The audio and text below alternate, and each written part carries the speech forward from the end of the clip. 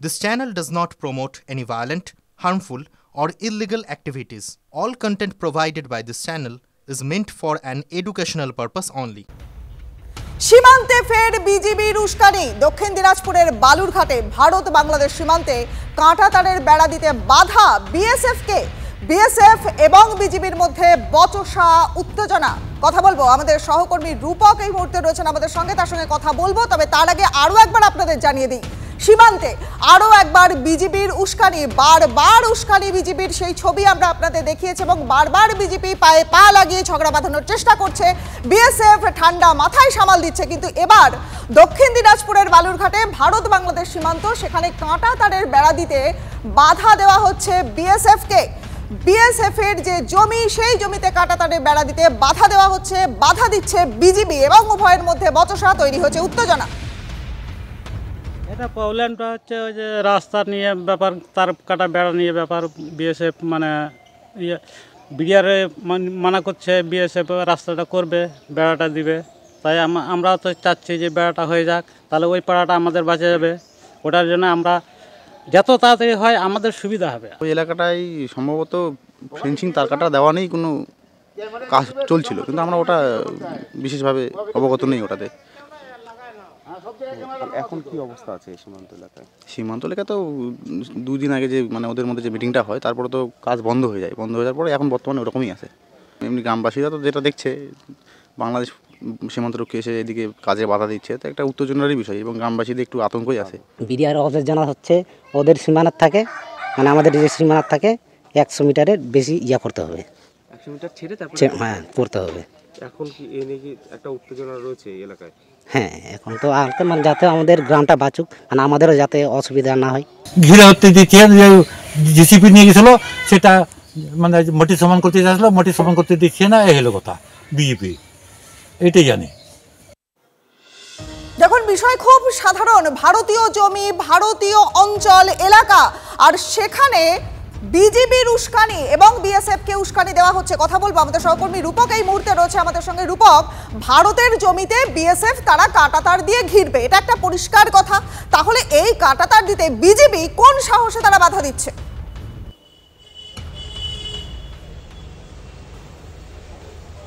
একদমই রনিপা, এই জায়গাটায় প্রশ্ন তোলা হচ্ছে, কারণ ভারতীয় জায়গা, ভারতীয় জমি, সব জায়গায় সেখানে ভারতীয়রা কি করবে সেটা ভারতীয়দের ব্যাপার। একদমই সেখানে ভারতীয়রা কাঁটাতার দেবে এবং একটা রাস্তা করবে, এটাই ছিল একদম পরিষ্কার বিষয়। সেটাই যখন কাজ শুরু করে তখনই কিন্তু বিজেপির তরফ থেকে সেটা বন্ধ করে দেওয়া হয় এবং উস্কানি দেওয়া হয় যে এখানে কোনো রকমভাবে তারা করতে দেবে না, এবং সব রকমভাবে তারা বাধা দেওয়ার চেষ্টা করে এবং কাজটা বন্ধও করে দেয় তারা।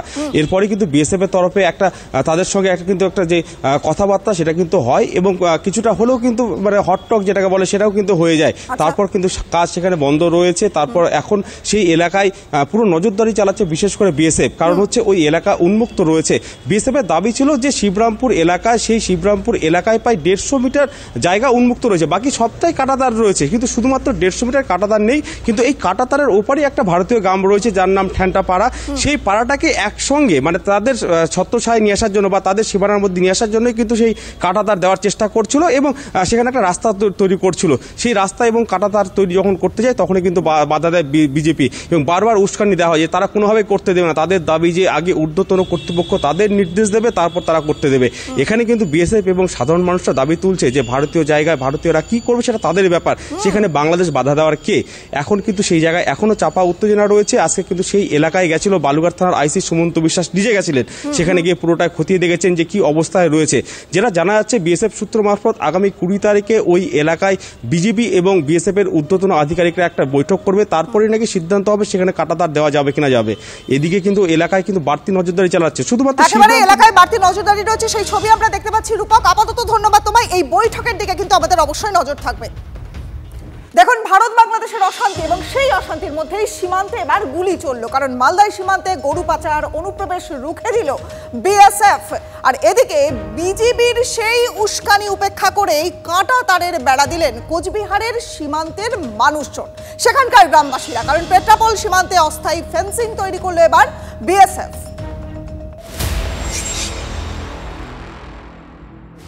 ভারত বাংলাদেশ অশান্তির মধ্যেই সীমান্তে চলল গুলি। মালদাহার খুটাদহ সীমান্তে গুলি চলে। সীমান্তে গরু পাচার এবং অনুপ্রবেশের চেষ্টা রুখে দিল বিএসএফ।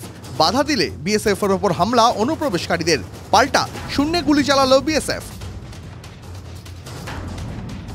কোচবিহারের কুচলিবাড়ি সীমান্তে কাঁটাতার দিলেন গ্রামবাসীরাই। ফসল চুরি এবং সীমান্তে চুরি রুখতে অস্থায়ী কাঁটাতারের বেড়া দেওয়া হচ্ছে।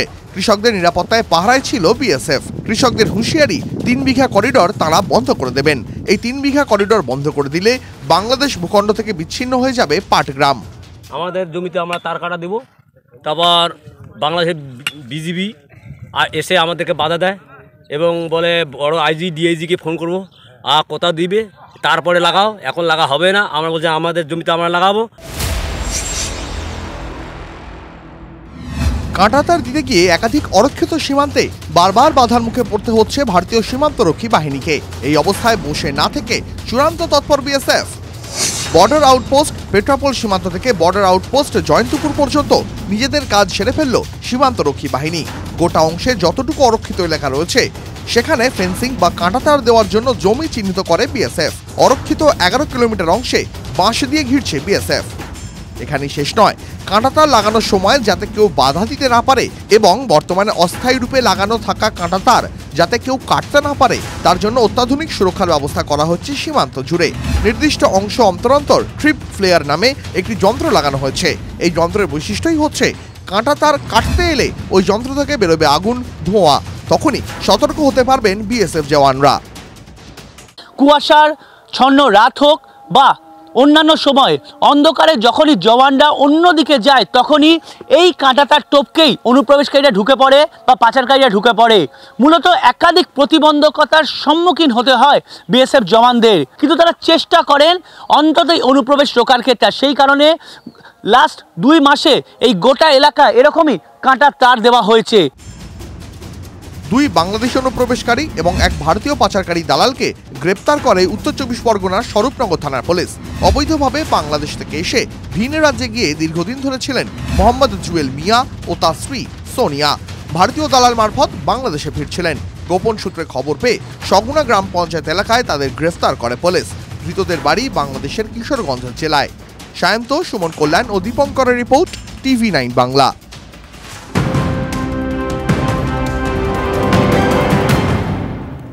এবার ভারত বাংলাদেশ সীমান্ত সম্পর্কিত একাধিক বিষয় নিয়ে মুখ্যমন্ত্রীকে চিঠি। বনগাঁর পুর প্রধানের গোপাল শেঠের অভিযোগ যে সীমান্ত দিয়ে অনুপ্রবেশ ঘটছে, বিএসএফ এ বিষয়ে নিষ্ক্রিয়। বনগাঁ সীমান্ত লাগোয়া হওয়ায় শহরে অপরাধমূলক কাজ বাড়ছে। বাংলাদেশি দুষ্কৃতীরা বিএসএফ এর নিষ্ক্রিয়তাকে কাজে লাগিয়ে অপরাধমূলক কাজ চালিয়ে যাচ্ছে। চিঠিতে বনগাঁর পুর প্রধান লিখেছেন যে সীমান্ত এলাকায় পর্যাপ্ত পরিমাণে সিসিটিভি ক্যামেরা নেই। সীমান্তে প্রায় 20 কিলোমিটার এলাকায় কোনো কাঁটাতার নেই। অনুপ্রবেশকারীরা এসে বনগাঁর বিভিন্ন হোটেলে থাকছে আর সেখান থেকেই রাজ্যের নানা প্রান্তে ছড়িয়ে পড়ছে। পুলিশ প্রশাসনের নজরদারির কথাও বলেছেন বনগাঁর পুর প্রধান। পাল্টা বিজেপির দাবি, গোপাল শেঠের অভিযোগ ভিত্তিহীন। বিএসএফকে তার কাজ শেখাতে হবে না।